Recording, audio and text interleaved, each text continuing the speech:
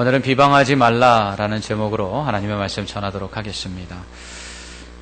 사사기 17장 6절 말씀을 보면 그때에는 이스라엘의 왕이 없었으므로 사람마다 자기 소견에 옳은 대로 행하였더라 라고 기록되어 있습니다. 이처럼 사람마다 자기 소견이 있습니다. 그래서 사람들의 생각은 저마다 제각각이지요. 현 시국을 바라보는 사람들의 생각도 다릅니다. 그렇게 보수니 진보니 우파니 좌파니 하는 이러한 편가르기가 있는 것이죠. 하지만 이 어지러운 전국이 조속히 안정되고 또 현 시국 사태들이 잘 해결되기를 바라는 것은 모든 국민들의 한결같은 바람일 줄 믿습니다.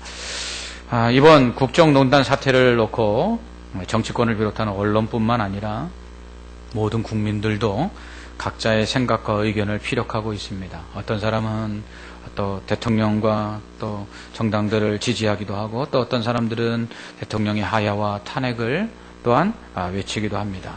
어제는 150만 명이 넘는 사람들이 첫눈이 내리는 추위 속에서도 광화문 광장을 가득 메웠습니다. 이러한 가운데 목회자들도 자신들의 정치적 소견을 밝히고 있습니다. 보수적인 입장에서 말씀하시는 분들도 계시고 또 비판적인 입장에서 말씀하시는 분들도 있습니다. 이렇게 시구에 관해 정치적인 소견을 밝히는 목사의 발언이나 또 설교에 대해서 어떤 분들은 목사는 정치적으로 중립을 지켜야 된다 이렇게 말씀하기도 하시고요. 또 간혹 어떤 분들은 목사는 아예 정치적인 말은 하지 않는 것이 좋다 이렇게 말씀하시는 분들도 계십니다. 저도 이 말에 상당히 어느 정도 동의를 합니다. 적어도 공적인 자리에서는 삼가야 합니다.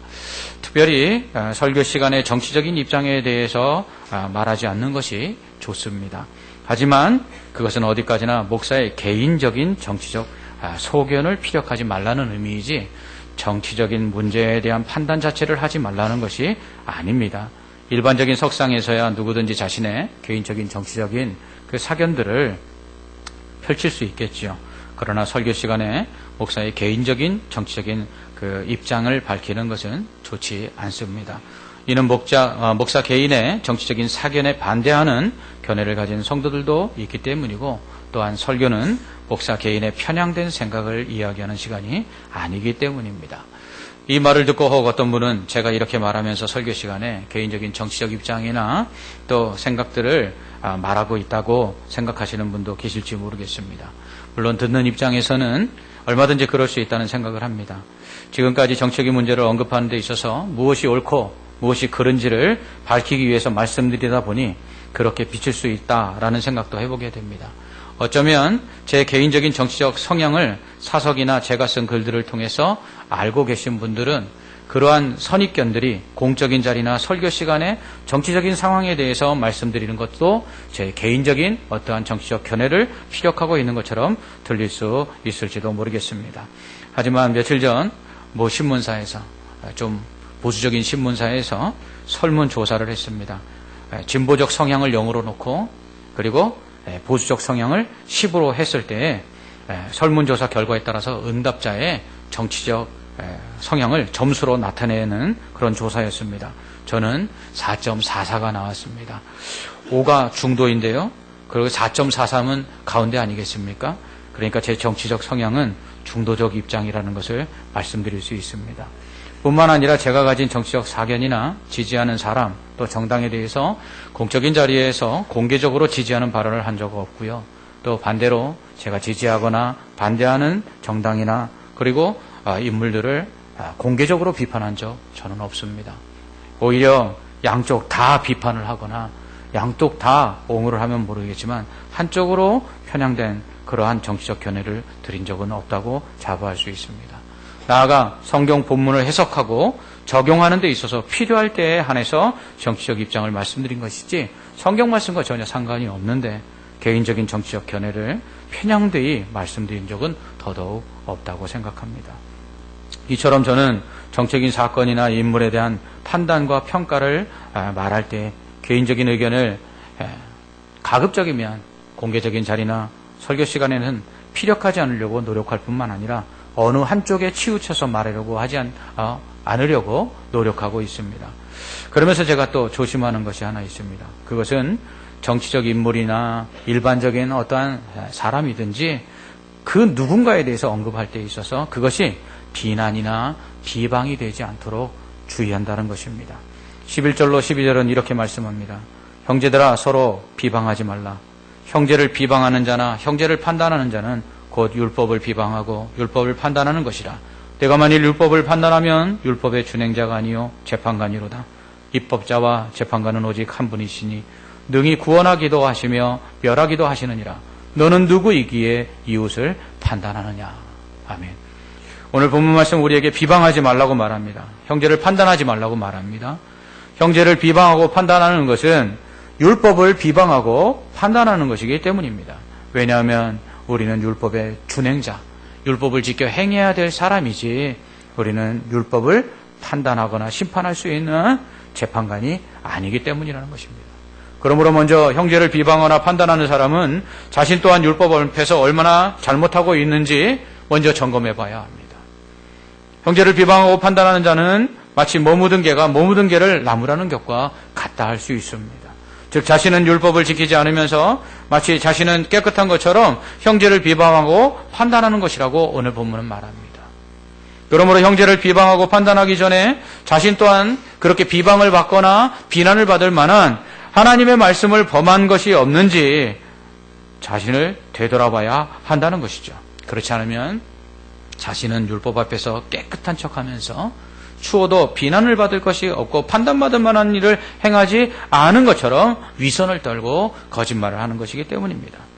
예수님은 마태복음 7장 3절로 5절에서 이렇게 말씀합니다. 어찌하여 형제의 눈 속에 있는 티는 보고 내 눈 속에 있는 들보는 깨닫지 못하느냐.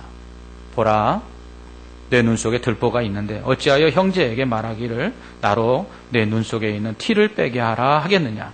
외식하는 자여, 먼저 내 눈 속에서 들보를 빼어라. 그 후에야 밝히 보고 형제의 눈 속에서 티를 빼리라. 아멘.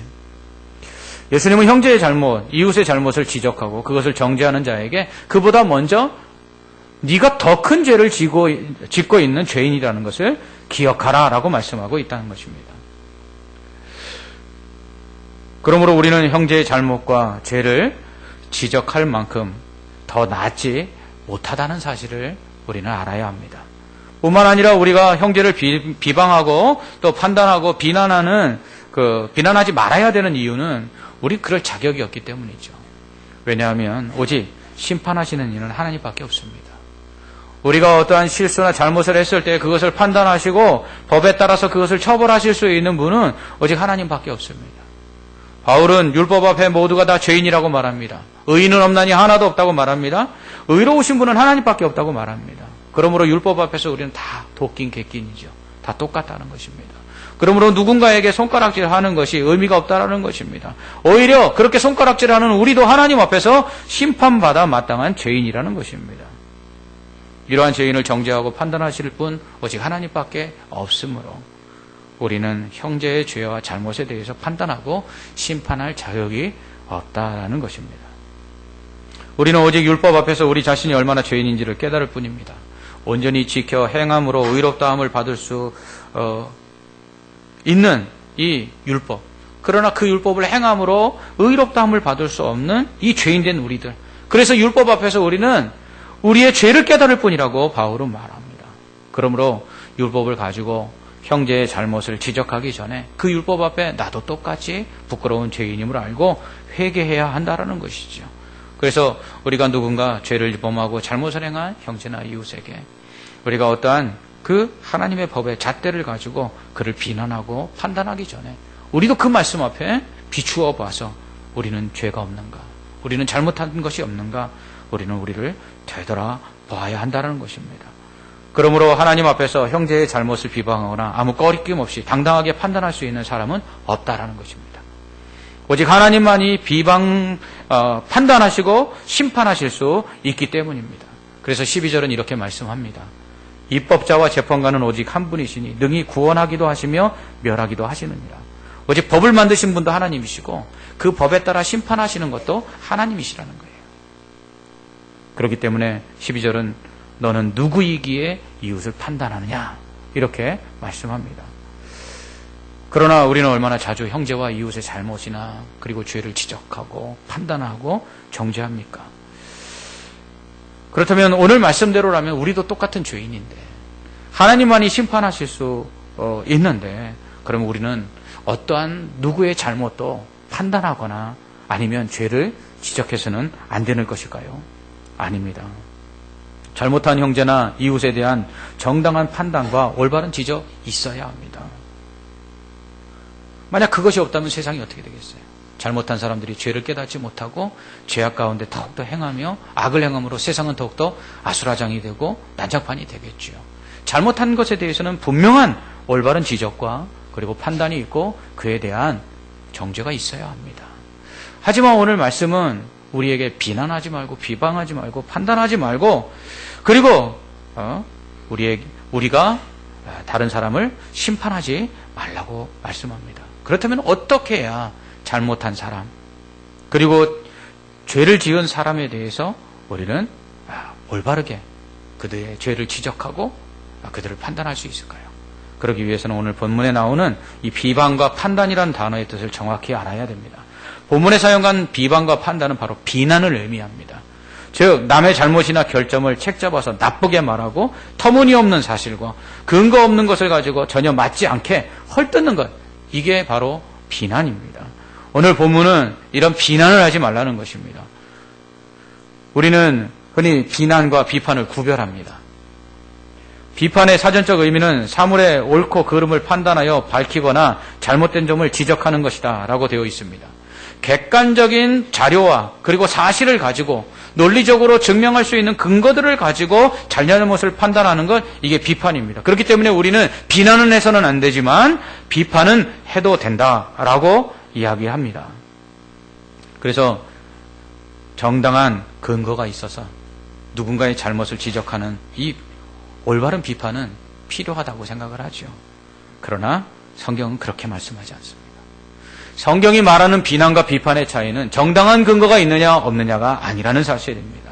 객관적 사실과 정황을 가지고 논리적으로 그것을 증명해내서 판단하는 것을 비판이라고 말한다면, 비난은 그렇지 않을 때에 그것을 비난이라고 한다면 그 차이는 사실적인 정황이나 그리고 또 논리적인 증명 그리고 정당한 근거, 이것이 비난과 비판의 어떠한 기준이 된다라고 세상은 말하지만 성경은 그게 아니라는 거예요. 비판과 비난의 차이는요, 정당한 근거가 있느냐 없느냐의 여부가 아니고 논리적으로 증명할 수 있는 사실이 있느냐 없느냐가 아니고 바로 사랑이 있느냐 없느냐라는 사실입니다. 사람들이 현장에서 간음하던 여인을 예수님 앞에 잡아옵니다. 예수님께 이렇게 말합니다. 율법에 이런 사람은 돌로 쳐 죽이라고 했는데 예수님 어떻게 할까요? 예수님 말씀하십니다. 너희들 중에 죄 있는 자가 먼저 돌로 치라. 돌을 짚고 있던 사람들이 하나둘 돌을 내려놓고 그 자리를 떠나갑니다. 이제 혼자 남은 그 여인과 예수님만 독대하게 되죠. 그때 예수님도 말씀합니다. 나도 너를 정죄하지 아니하노니 가서 다시는 죄를 짓지 말라. 그리고 돌려보냅니다. 여러분, 분명히 현장에서 간음하다 잡혀온 이 여인들을 정죄하는, 돌로 쳐 죽이려고 하는 이 사람들은 정당한 근거를 가지고 있었어요. 무엇입니까? 율법입니다. 율법에 이런 여자는 돌로 쳐 죽이라는 근거가 있는데 이 여자 어떻게 할까요? 그때 예수님 말씀하십니다. 너희 중에 죄 있는 자가, 죄 없는 자가 먼저 돌로 쳐라. 무슨 말씀입니까? 너희 말대로 율법에 이런 자는 돌로 쳐 죽이라고 말씀하고 있다. 그렇다면 너는 그 율법에 따라서 돌에 맞을 짓 안 했냐? 오히려 사랑 없이 정당한 근거를 가지고 여인을 비판하고 정죄하고 있는 이 사람들을 예수님 역시 자비가 없이, 긍휼이 없이, 사랑이 없이 예수님도 똑같은 율법의 잣대로 그들을 정죄하고 심판하고 계신 것입니다. 그리고선 오히려 돌에 맞을 이 여인에게는 나도 너를 정죄하지 않는다 말씀하시죠. 이는 이 땅에 오신 예수님이 무엇 때문에 오셨는지를 말씀하시는 거예요. 심판하러 오신 것이 아니라 용서하러 오셨습니다. 정죄하기보다 사랑하시기 위해서 오신 것입니다. 그래서 예수님은 이 율법 근거에 따라서 정당한 근거를 가지고 그리고 현장에서 가늠하다 잡혀온 그 팩트를 가지고 당연히 그녀를 정죄하고 판단하고 있는 그 사람들의 말대로 돌로 던져 죽여야 마땅하지만 그럼에도 불구하고 예수님은 그녀를 용서해 주십니다. 왜냐하면 비판하고 판단하기 전에 우리가 해야 될 일은 사랑이라는 것을 가르쳐주기 위함이십니다. 이처럼 용서와 사랑 없이 하는 판단과 비판은 그리고 정죄는 아무리 정당한 근거를 가지고 있고 정확한 증명할 사실을 가지고 있다 할지라도 그것은 동일한 것입니다. 비판이나 비난은 사랑이 없이 용서가 없으면 그것은 그냥 비난일 뿐입니다. 이러면 하나님도 우리를 그렇게 용서 없는, 사랑 없는, 긍휼 없는 심판으로 똑같이 정죄하시고 그리고 똑같이 심판하시는 것입니다. 마태복음 7장 1절로 2절에서 예수님은 이렇게 말씀하십니다. 비판을 받지 아니하거든 비판하지 말라. 너희가 비판하는 그 비판으로 너희가 비판을 받을 것이요 너희가 헤아리는 그 헤아림으로 너희가 헤아림을 받을 것이니라. 여러분, 그러므로 사랑 없고 용서가 없는, 자비가 없는 비판은 비난입니다. 그것은 아무리 정당한 근거를 가지고 있고 증명할 거리들을 가지고 있다 할지라도 그것은 비난일 뿐이고 하나님 앞에서 그러한 행동들은 하나님 또 우리를 사랑 없이, 용서 없이, 긍휼 없이 정죄하시고 심판하시는 그러한 하나님의 그 징계를 우리도 받게 된다는 사실입니다. 그리고 이러한 사랑 없는, 그리고 용서가 없는, 긍휼이 없는, 자비가 없는 비난은요, 또 다른 비난을 불러옵니다.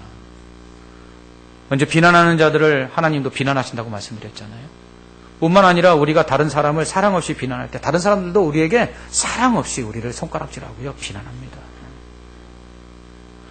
여러분, 한 사람을 비난해 보시기 시작해 보십시오. 그러면 그 한 사람에 대한 비난은요, 또 다른 사람에 대한 비난으로 번져가고요, 그러한 비난들은 나중에 또 다른 사람에 의한 나의 비난으로 다시금 나에게 돌아온다는 사실입니다.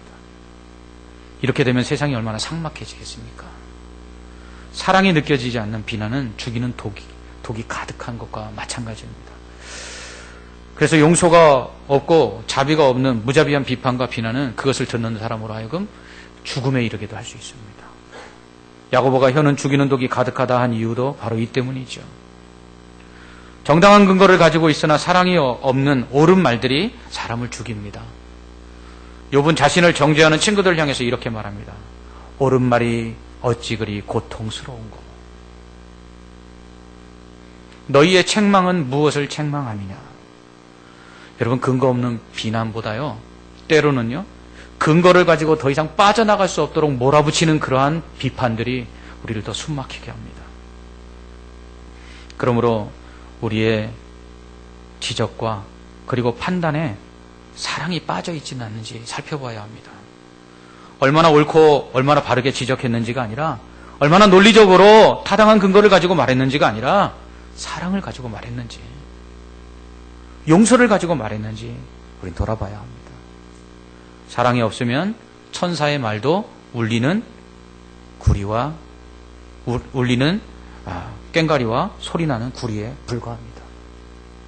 그러므로 형제를 판단하거나 비방하지 말라는 것은 잘못을 지적하지 말라는 뜻이 아니라요, 사랑 없이 죄만 지적하고 그리고 비방하지 말라는 것입니다. 아무리 정당한 근거를 가지고 사실을 가지고 비판한다 할지라도 사랑 없는 비판은 근거 여부와 상관없이 그것은 상처를 주는 비난에 불과합니다. 그러므로 누군가의 잘못을 지적하고 그것을 비난하고 정죄하기 전에 우리는 먼저 우리 안에 형제에 대한 사랑이 있는지, 이웃에 대한 사랑이 있는지 확인해야 합니다. 그리고 그 형제를 사랑 없이 정죄하고 비난하면 하나님도 우리를 그 사랑 없이 공의만을 가지고, 하나님의 그 율법만을 가지고, 하나님의 법대로, 하나님의 말씀대로 그 자비 없는 심판을 행하신다는 사실을 우리는 두려움 가운데 기억해야 합니다.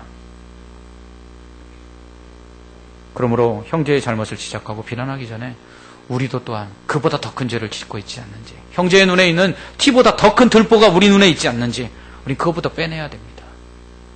그렇지 않으면 우리는 더 큰 죄를 저지르고도 깨끗한 척, 그 형제와 별반 다를 게 없는 실수와 죄를 범하면서도 우리는 훨씬 더 나은 척 위선을 떨고 거짓말을 하는 자들이요, 형제보다 더 큰 죄를 짓고도 그것을 깨닫지 못하는 어리석은 자에 불과한 것입니다. 그렇게 되면 형제를 정죄하거나 비판할 일이 보일 때 오히려 자신을 쳐서 겸손하게 만들 수 있는 지혜를 우리는 얻어야 합니다. 형제가 비난을 받거나 정죄를 당할 일을 행했을 때 먼저 우리 자신을 돌아보십시오. 그 형제를 거울 삼아서 그 형제가 어떠한 실수를 하고 어떠한 잘못을 했는지, 나도 똑같은 것을 하고 있지 않는지 타산지석으로 삼아서 자기 성찰의 기회로 얻어야 합니다. 이런 사람이 지혜로운 사람이죠. 누군가 잘못했을 때 잘못 지적하는 것 이거 쉽습니다. 어렵지 않아요. 근데 내 죄를 깨닫는 건 너무 어려워요. 하나님이 내 죄를 깨닫도록 하시기 위해서 다른 형제의 잘못들을 드러나게 하시는 것입니다. 그러므로 정당한 비판과 판단 반드시 필요합니다. 잘못을 행한 사람, 죄를 지적해야 되고요, 그것에 대해서 처벌해야 합니다. 나도 그런데 뭐 묻은 개가 뭐 묻은 게 나무랄 수 있어 한다면 세상은 잘못한 사람들이 아무렇지도 않게 더 죄를 행하고 그리고 악을 행하는 그러한 세상이 될 것입니다. 그러므로 죄를 짓거나 잘못한 사람들에 대해서는 정확하게 그 죄를 지적하고 정죄하고 그리고 또한 그들에 대해서 벌을 내려야 합니다. 하지만 잘못한 자녀를 꾸짖는 부모님처럼 해야 합니다. 죄와 잘못을 범한 사람들에 대해서 정당한 판단과 심판 반드시 있어야 하지만 그러나 우리 안에 사랑과 긍휼과 용서가 있어야 합니다. 그럴 때 하나님 앞에서도 우리도 다 같은 죄인으로서 하나님의 그 긍휼과 자비하심이 우리 안에 경험될 수 있는 것이죠. 그러므로 형제가 잘못했거나 이웃이 잘못했을 때, 죄를 범했을 때 그들을 판단하고 정죄하기 위해서는 먼저 필요한 것은 사랑입니다. 예수님은 형제가 잘못하면 뭐라고 말씀하시냐면 70번씩 7번이라도 용서해 주라고 말씀합니다. 이것이 잘못한 형제에 대한 제일 수칙입니다. 사랑이 정죄와 판단보다, 비판보다 앞서야 하는 것이죠. 또한 형제가 죄를 범했을 때, 또 잘못했을 때, 이웃이 실수했을 때 우리는 용서를 전제해야 합니다. 잘못을 저지르거나 죄를 범한 사람을 향해서 정죄하고 비판하는 데 있어서 심판하는 마음으로 해서는 안 됩니다.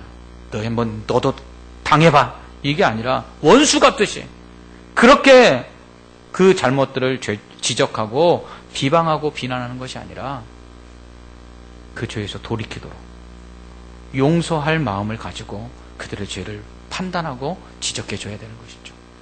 세 번째로 어떠한 죄를 범하거나 잘못한 형제를 우리는 판단하고 책망할 때 그가 바른 길로 돌아오기를 바라는 마음으로 그를 바로잡기 위해서 우리는 책망하고 판단해야 한다는 것입니다. 우리는 형제가 잘못했을 때 그들을 바로잡아 옳은 길로 인도해야 될 책임이 있기 때문이죠. 여러분, 안식일에 짐승이 웅덩이에 빠졌어요. 그랬더니 유대인들이 그것을 건져냅니다. 그런데요, 이들이 얼마나 웃기는 짓을 하냐면 안식일에 병든 사람이 있는데 병든 사람은 안 고쳐줍니다. 왜냐하면 안식일에 이래서는 안 되기 때문이죠.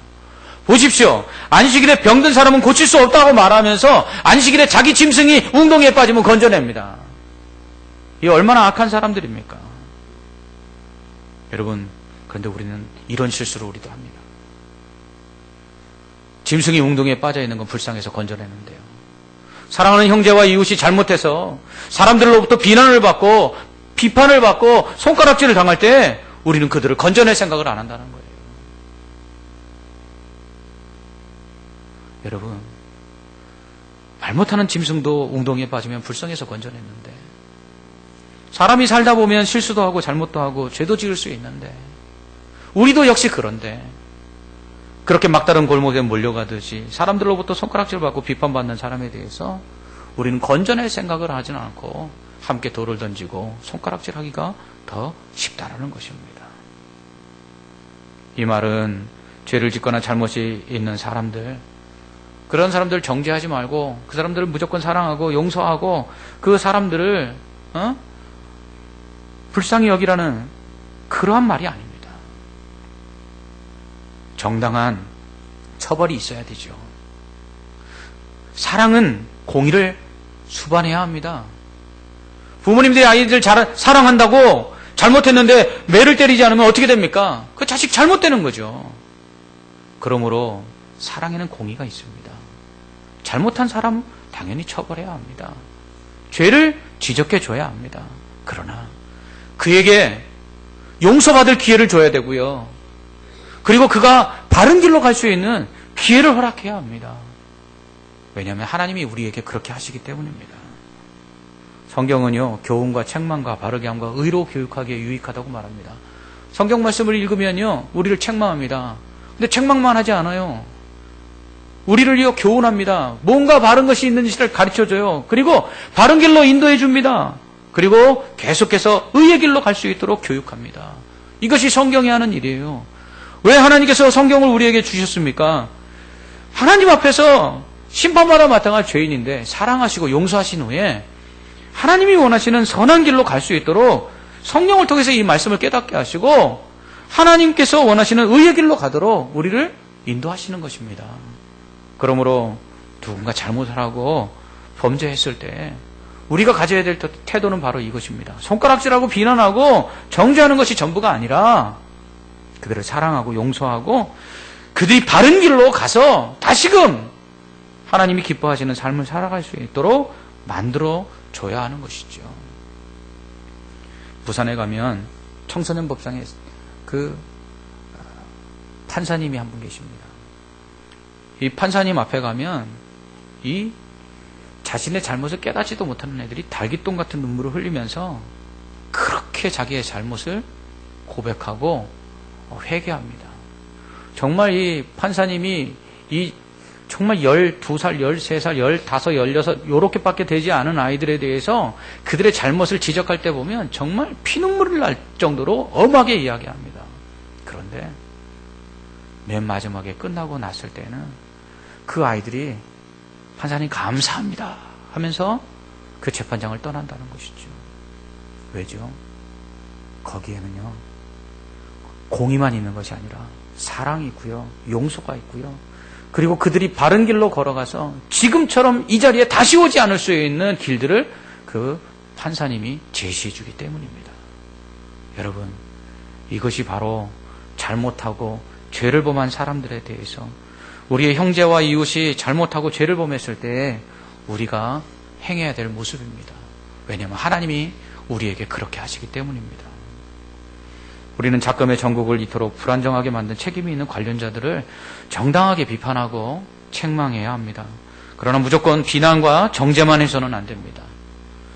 무차별한 비난과 비판을 좀 삼가해야 합니다. 먼저 우리 자신을 돌아봐야 합니다. 우리는 어떤가? 그리고 우리의 죄가 있다면 우리가 먼저 회개해야 합니다. 그리고 사랑을 가지고 죄를 지적하고요. 그리고 용서할 마음으로 그들을 판단해야 합니다. 그리고 그들이 바른 길로 갈도록 그들을 인도해야 할 것입니다.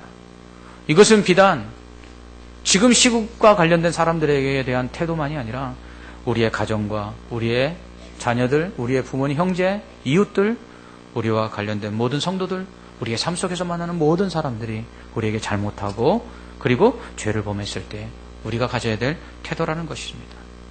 하나님은 우리가 죄를 범했을 때 여전히 사랑하십니다. 우리가 잘못했을 때 우리를 용서해 주십니다. 그리고 우리가 그 죄악된 길에서 바로 가도록 인도해 주십니다. 비난하지 말라, 비판하지 말라, 정죄하지 말라라는 것은 죄를 책망하지 말라는 것이 아니라 나도 그러한 죄를 짓지 않는가 되돌아보고 하나님 앞에서 심판할 자는 오직 하나님이시니까 나는 사랑하고 용서하고 그리고 그를 바른 길로 인도해야 될 책임이 있다는 것을 기억하고 그런 가운데 잘못한 자들을 우리가 바로 잡아줄 때 세상은 삭막하기보다는 훨씬 더 사랑이 넘치는 나무로 따뜻해질 것이고 그러한 사랑과 용서와 그리고 바른 길로 인도하기 위한 지적 가운데 사람들은 회개하고 돌아오지 무차별적이고 긍휼이 없고 자비가 없는 비판과 비난 속에서는 사람들의 마음은 더욱더 강팍해져서 절대로 돌이키지 않는다는 사실입니다. 오늘 이 시국과 관련해서, 오늘날 우리의 삶과 관련해서 우리에게 필요한 것은 무엇일까요? 우리 주변에 잘못하고 있는 사람들, 죄를 범하고 있는 사람들에 대해서 사랑 없이, 용서 없이 비난하고 비판할 것이 아니라 그들을 사랑하고 용서하며 바른 길로 인도함으로써 하나님의 뜻을 이루어 드리는 우리가 되어야 될 줄 믿습니다. 기도하겠습니다. 하나님 아버지, 세상이 온통 손가락질만 하고 있습니다. 비난만 하고 있습니다. 정죄만 하고 있습니다. 이러한 가운데 우리 믿는 자들은 사랑하게 하옵소서, 용서하게 하옵소서, 그리고 바른 길로 인도하게 하여 주시옵소서. 그럴 때 악이 공의 앞에 무릎 꿇게 하여 주옵시고, 공의 가운데 사랑이 넘쳐나는 아름다운 세상이 되게 하여 주시옵소서. 하나님이 우리에게 먼저 보여주신 그 사랑과 용서처럼 우리도 그렇게 죄 지은 자를 사랑하고 용서하며, 그리고 바른 길로 인도하시는 하나님처럼 의의 길로 인도하는 믿음의 성도들 되게 하여 주시옵소서. 예수님 이름으로 기도합나이다. 아멘.